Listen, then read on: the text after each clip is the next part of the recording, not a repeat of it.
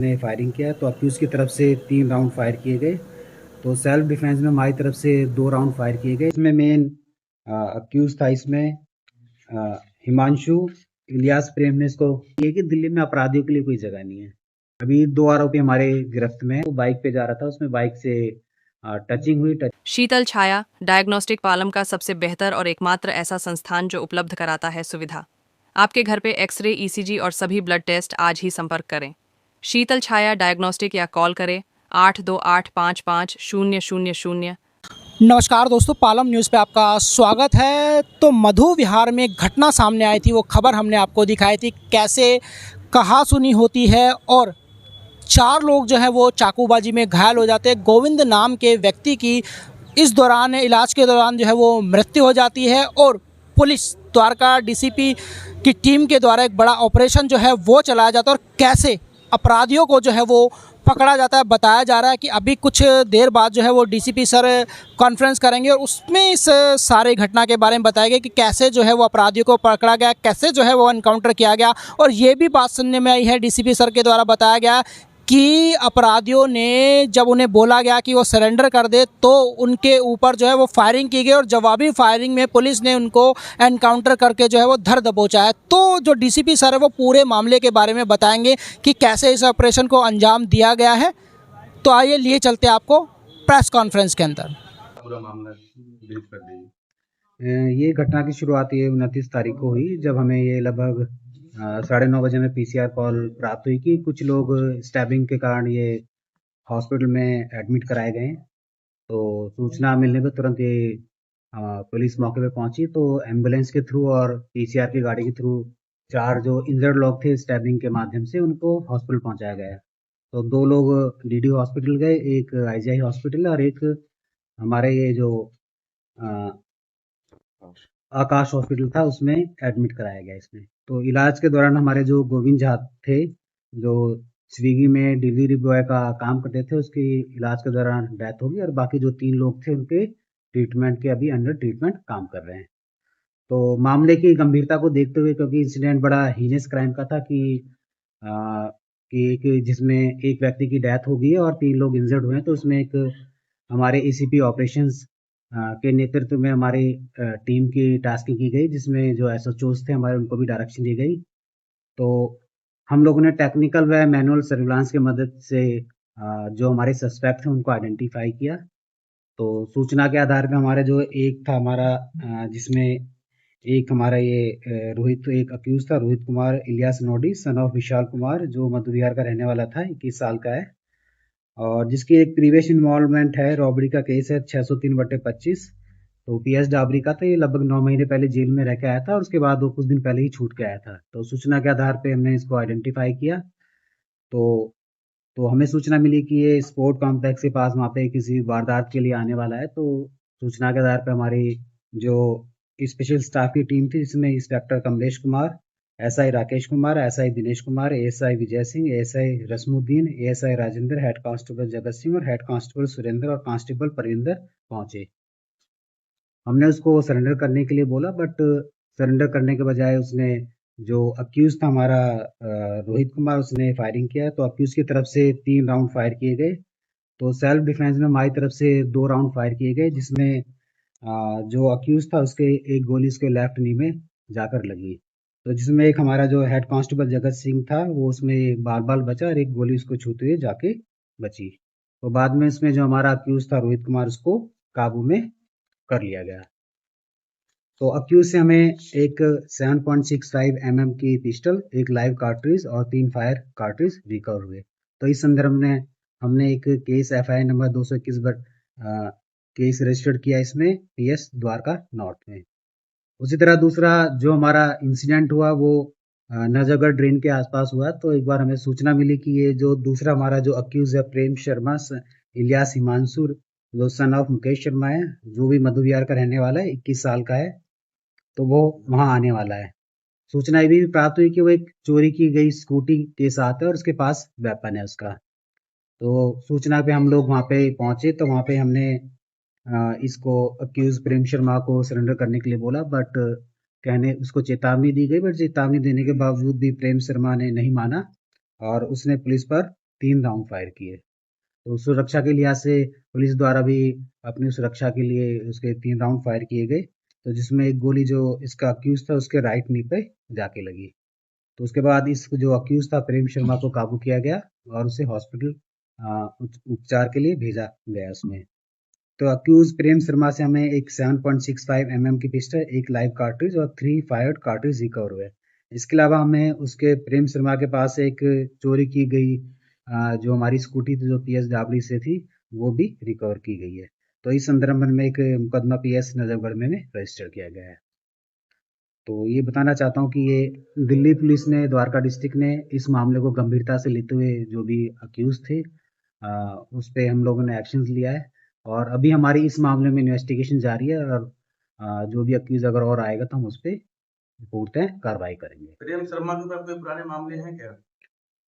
प्रेम शर्मा के ऊपर एक अभी हाँ एक PS खजूरी खास का किडनैपिंग का एक्सटॉर्शन का केस है उसमें। उस दौरान वह कुछ ये वहाँ पे 10 से 15 दिन आसपास जेल रहा, बट वो तुरंत उसके बाद वो छूट के आ गया है। अभी हम लोग इसको वेरीफाई करा रहे हैं कि इसमें और जो लोग हैं हमारे पास जो टेक्निकल सर्विलांस उसके आधार पे जो भी लोग आइडेंटिफाई होंगे हम लोग उस पर एक्शन लेंगे उस पर। अभी हम लोग इंट्रोगेट कर रहे हैं, जैसे भी होगा हम आप लोगों को इंटीमेट कर देंगे इसमें। रोहित की एक इन्वॉल्वमेंट है उसकी। रोहित का एक मुकदमा है रॉबरी का 603/25 जो PSW में रजिस्टर्ड है। जैसे मैं पहले ही बता चुका हूँ कि वो लगभग 9 महीने जेल में रहा उसमें, फिर लगभग वो कुछ दिन पहले ही जेल से छूट के आया था। ये जेल में रहते इसका कोई संपर्क आ रहा है किसी के साथ? अभी हम ये संपर्क वेरीफाई करा रहे हैं कि किसी के साथ इसका किसी गैंग के साथ ही संपर्क है या कोई और इसकी इन्वॉल्वमेंट है या इसने इस दौरान जब ये जेल से आया कि कोई और एक्टिविटी करी है या नहीं करी है। सर गोविंद को चाकू किसने मारा? जो गोविंद को चाकू मारा जो इसमें मेन अक्यूज था इसमें हिमांशु इलियास प्रेम ने इसको चाकू मारा था। इसमें कहा जा रहा है कि ये जब ये फर्स्ट इंसिडेंट जो हमारा नवजीवन स्कूल C ब्लॉक के पास हुआ तो उसके बाद ये वहाँ से गए पैदल, तो वहाँ पे ये गोविंद झा मिला इनको। तो गोविंद झा ने क्योंकि डिलीवरी बॉय था उससे रास्ते के लिए पूछा कि डिलीवरी के लिए रास्ता है, तो उसको इसी बात पे कहा सुनी होगी। इसी कहा सुनी में उस जो गोविंद झा था उसकी चाकू स्टैबिंग के द्वारा मृत्यु हो गई। सर टीम के बारे में क्या कहना चाहेंगे? जिस तरीके से स्पेशल स्टाफ इंस्पेक्टर कमलेश की टीम ने काम किया, इंस्पेक्टर मनीष की टीम ने जो काम किया है, दोनों ही टीम ने हमारा अच्छा काम किया इसमें। दोनों ही टीम हमारी जितनी भी ऑप्स की टीम से हमारी अच्छा कोऑर्डिनेशन रहा। तो हमारी जो कमलेश की टीम है, मनीष की टीम है, अच्छा कार्य किया, कोऑर्डिनेशन प्रॉपर रहा इनका। टेक्निकल व मैनुअल सर्विलांस के साथ साथ उन्होंने जितनी मेहनत कर सकते तो मेहनत किया। तो इसी का यही परिणाम है कि आज वो जो मौका है हमारे जो अभियुक्त थे आज वो अरेस्ट हो चुके हैं इस केस में।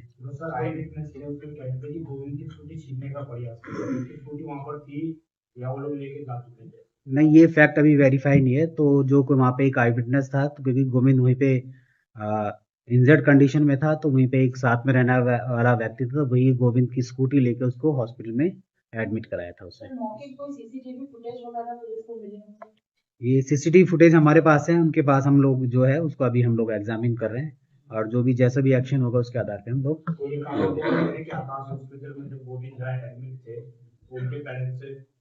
डिमांड की गई थी, उन्होंने डिनाई किया कि नहीं है, उसके बाद फिर तुरंत ही क्लियर कर दी कि डेड हो गई, ऐसा भी कुछ नहीं, ये फैक्ट वेरीफाई नहीं है उसमें।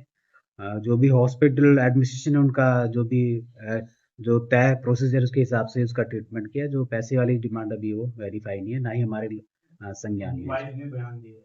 नहीं, ये अभी फैक्ट वेरीफाई नहीं है इसमें। अगर आता है तो डेफिनेटली हम जो भी प्रोसीजर होगा उसके हिसाब से एक्शन लेंगे। सर जिस तरीके से ऑपरेशन कवर चलाया जा रहा है ऑर्गेनाइज क्राइम के लिए, शराब जुआ सट्टा हर तरीके के लिए अपराधियों के लिए, क्या इसको लेके आप द्वारका डिस्ट्रिक्ट की तरफ से कोई संदेश देना चाहेंगे? मैं बस यही कहना चाहूँगा कि दिल्ली के अलावा जैसे द्वारका डिस्ट्रिक्ट है ऑपरेशन कवच, क्योंकि दिल्ली पुलिस ने बहुत सारे इसमें ऑपरेशंस कर रखे हैं। साई हो गया, ऑपरेशन कवच हो गया, प्रहार हो गया, आघात हो गया। तो हमारा संदेश यही है कि दिल्ली में अपराधियों के लिए कोई जगह नहीं है। ठीक है, दिल्ली पुलिस इसको लेके बड़ा सख्त है और जो भी कानूनी कार्रवाई करनी होगी हम लोग करेंगे। अपराधी के लिए कोई जगह नहीं है, तो हम उसके खिलाफ जो सख्त से सख्त एक्शन होगा हम लोग वैधानिक प्रक्रिया के तहत रहते हुए एक्शन लेंगे उसका। सर एक समीर नाम की लड़की को भी डिटेन करने की बात आई थी, इसकी माँ लड़ रही थी मामले से। अभी समीर का हम लोग ये वेरीफाई करा रहे हैं, उसका रोल जो भी है, और जो भी एविडेंस होगा इसके आधार पे हम लोग वो आगे प्रोसीड इसमें करेंगे। जो पुलिस के हिरासत में है। अभी हम इसको इंट्रोगेट कर रहे हैं उसमें, और जो वैधानिक प्रक्रिया है उसका पूरा पालन किया जा रहा है। अगर उसका रोल अगर इसमें आता तो डेफिनेटली हम लोग आगे जाके प्रोसीड करेंगे इसमें। कितने आरोपी अभी 2 आरोपी हमारे गिरफ्त में हैं, और जो अन्य लोग हैं हम उनको अभी एग्जामिन कर रहे हैं, और हो सकता है इसमें आगे आने वाले टाइम में और भी गिरफ्तारियां पॉसिबल हो। नहीं सर, एक सेकंड सर, एक सीक्वेंस ये बता दीजिए कि 4 लोगों को चाकू कैसे कैसे लगा 15 मिनट के अंदर में, ये थोड़ा सा ब्रीफ कर दीजिए। अच्छा, मैं ये बताना चाहूँगा, जो प्लेस ऑफ इंसिडेंट है 2 प्लेस हैं। फर्स्ट इंसिडेंट ये हमारा जगजीवन स्कूल के पास है, सी ब्लॉक है, इसमें गली नंबर 11 के पास हुआ है। इसमें घटना लगभग 9:06 के आसपास की घटना है।